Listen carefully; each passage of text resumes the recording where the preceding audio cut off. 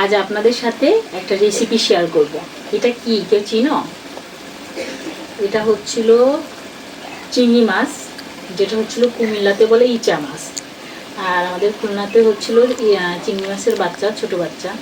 একবারে এটাতে কোনো ময়লা নেই। এই মাছগুলো পাওয়াটা অনেক কষ্ট হয় এই মাছগুলো ধরা। আমি এটা জাস্ট হচ্ছিল চিংড়ি মাছের বড়া তৈরি করব। কুমিল্লাতে বলে হচ্ছিল ইচা মাছের বড়া। কেউ আমার শ্বশুরবাড়ি আজ পর্যন্ত এখনো পর্যন্ত খায় নাই। তো এই রেসিপিটা আপনাদের সাথে শেয়ার করব, আমার সাথেই থাকুন। আমি এখন এগুলো সব ব্লেন্ড করতে যাব। Bye bye. শুরু কর। এই যে আমার অলরেডি ব্লেন্ড করা সব শেষ। এই যে এটা হচ্ছিল রসুন ব্লেন্ড করা, এটা হচ্ছিল শুকনা মরিচ, এটা হচ্ছিল জিরা আর আদা, এটা হচ্ছিল পেঁয়াজ হচ্ছিল ব্লেন্ড, আর এটা হচ্ছিল আস্ত। আর এই যে হচ্ছিল ফার্স্ট আমি এই যে আপনার হচ্ছিল ইচা মাছ, দূরে যাচ্ছিস কেন? ইচা মাছ ব্লেন্ড করছি, তো দিয়ে দিলাম লবণ, আর একটু দিয়ে দিব লবণ, দিয়ে দিব হলুদ, দিয়ে দিব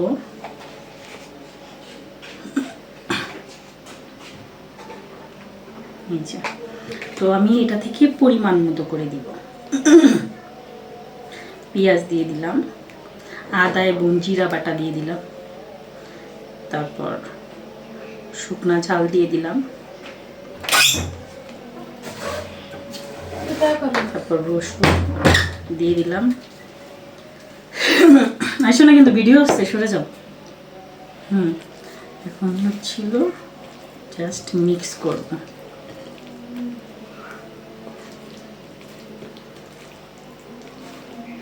ভাবি ভালো কথা, কর্নফ্লাওয়ারের কাজ কি আসলে?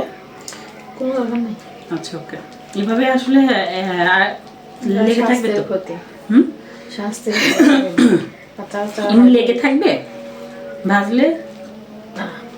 কর্নফ্লাওয়ার তো ফুলার জন্য। ও আচ্ছা, তাহলে দরকার নেই। আটা দিতে হয় নাকি যে লেগে থাকবে এই জন্য? নাকি একটু আটা দিলে ভালো লাগে নাকি? অনেকে ডাল ব্লান্ডার করে দেয়, ডাল না দিলে একটু আটা দিব, যাতে এটা ভাজলে ছাড়া ছাড়া না হয়। তুমি বলে বড়া করবা? হ্যাঁ, মানে বড়া বাইচা ভেজে নিব তো, ভেজে গোল গোল করে ভেজে নিব, ভেজে তারপর এই যে এটা দিয়ে ভুনা করব।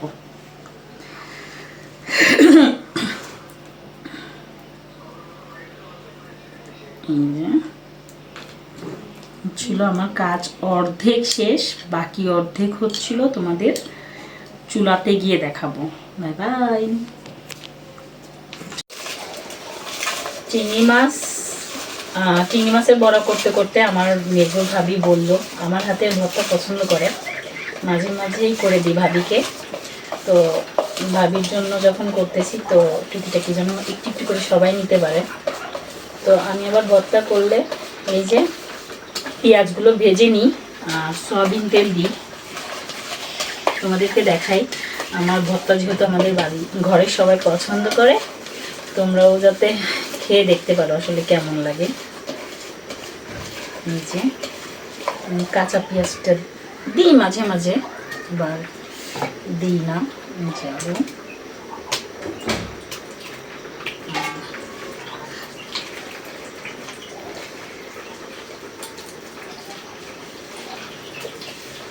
আজকে পেঁয়াজের কারি রান্না হয়েছে, ভাবি রান্না করছে শুধু রাত্রের জন্য। আমি রান্না করছি আজকে। পেঁয়াজের কারি ভাজি করলাম, তারপর হচ্ছিল চিংড়ি মাছের বড়া করব, আলু ভর্তা, আর পাতাকপি ভাজি, শুধু রাত্রের জন্য এইটা। পাতাকপি অবশ্য আমি ভাজি নেই, পাতাকপি মেজো ভাবি ভাজি করছে।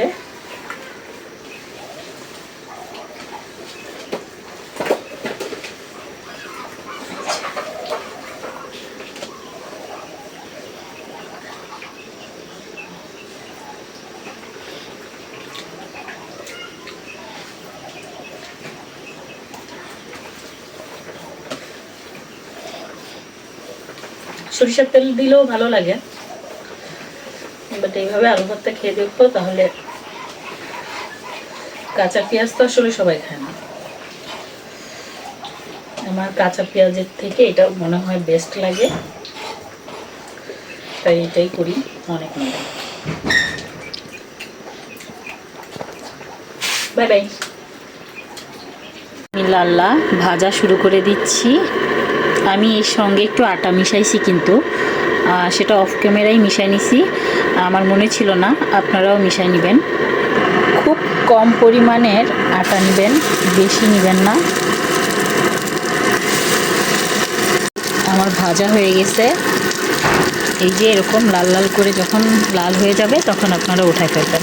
চলে গেছে, তো আমি হচ্ছিল আমার ভাজা হয়ে গেছে। এখন দিয়ে দিব পেঁয়াজ কুচি।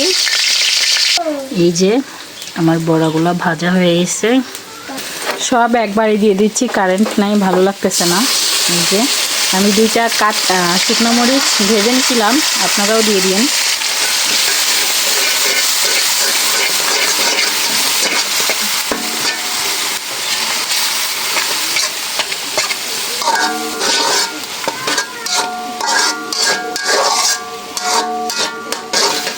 দিয়ে দিলাম হলুদ,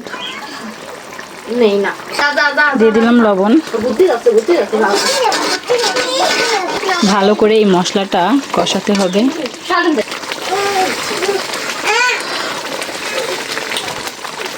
এটাতে আমি তেল কম দিছি, কারণ আছে, কারণ আমি যখন বড়াগুলা ভাজি করছি অনেক তেল দিছি, তো সেখান থেকে তেল বের হবে, এই জন্য এটাতে কম তেল দিবেন।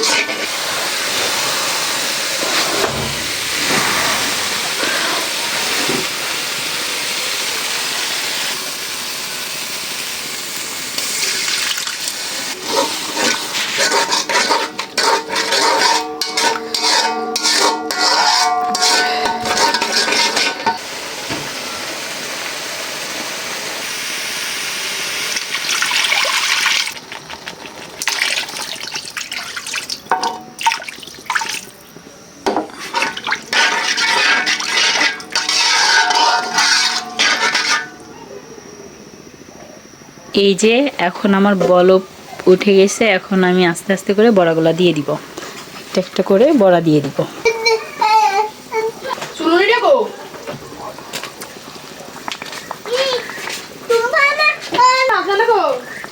সালমা বাবু রাখছি কিনা, এক এক করে সব দিয়ে দিলাম। এখন দেখবেন তেল কিভাবে বের হয়। এই যে এই জন্য কষানোর সময় তেল কম দিতে হয়, কারণ এইগুলা থেকে তেল বের হবে। অবশেষে আমার দেওয়া শেষ, এখন হচ্ছিল অপেক্ষার পালা, কখন শেষ হবে। এই যে এখন হচ্ছে, এই যে এখন ঢেকে দিব, প্রায় 10 মিনিট এভাবে জাল দিব। এটা কি? এই যে রান্না শেষ।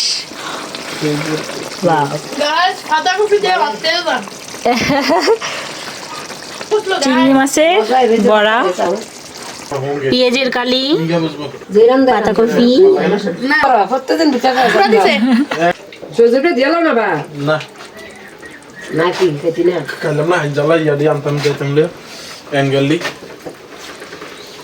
আর কি রয়েছে অ্যাঙ্গেলটা আনা হইলো, আচ্ছা শরীরটা গেছে আমার এই অ্যাঙ্গেলে না, মাজাটা আরেকটা রয়েছে তো। এই ওষুধ সারার কাম কেমনে করে